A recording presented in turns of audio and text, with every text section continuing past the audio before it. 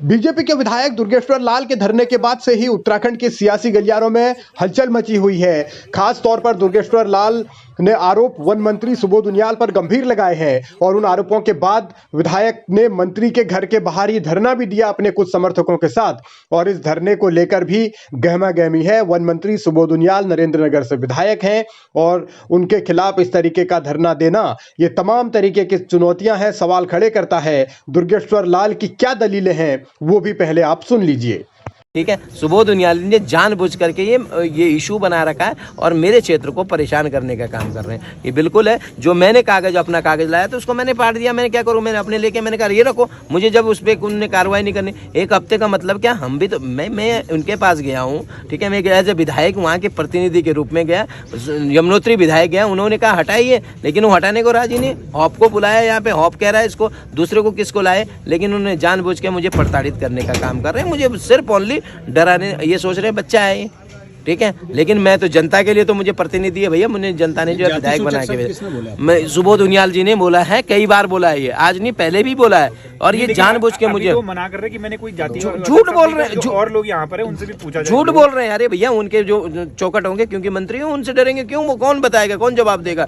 मैं कह रहा हूँ कई बार दिए उन्होंने, और इसका एविडेंस नहीं है। मैं बताऊँ, परसों राम सिंह केड़ा जी अब क्षेत्र के लोगों के लिए गए हैं और वो कह रहे हैं भैया यहाँ समस्या, फोन कर रहे हैं, वो जाके माँ बहन की गाली दे रहे हैं। उनको नैतिकता नहीं है, वो समाज में इस तरीके से जो माँ बहन की गाली, क्या उनकी माँ बहनें नहीं है? मैं इस बात को कह रहा हूँ, मुझे शर्म है इस बात को।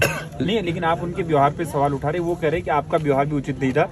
जिस पर वो निर्देश दे रहे हैं, जिस कागज पर लिख रहे हैं, उससे कागज को आप फाड़ दे रहे हो। नहीं, क्या लिख रहे हैं, लिख क्या रहे हैं? तुम जाके जो किस चीज की जांच करा रहे हैं? क्या उन्होंने घोटाला है? लोग कह रहे हैं कि उसने हमारे यहाँ जितनी भी सड़कें वो बंद कर दी है। इसका एविडेंस नहीं, पूछ लो जाके, डिवीजन में पूछ लो, जितने भी वहाँ पे विकास के कार्य वो सारे बंद।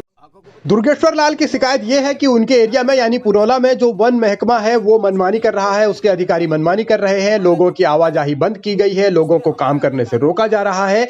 ऐसे ही कई आरोप दुर्गेश्वर लाल ने लगाए और सुबोध उनियाल पर उनका आरोप यह है कि सुबोध उनियाल ने उनके साथ बदसलूकी की, बदतमीजी की, अपशब्दों का इस्तेमाल किया। इसी मामले पर अब महेंद्र भट्ट एक्टिव हुए हैं, जो कि उत्तराखंड बीजेपी के प्रदेश अध्यक्ष हैं।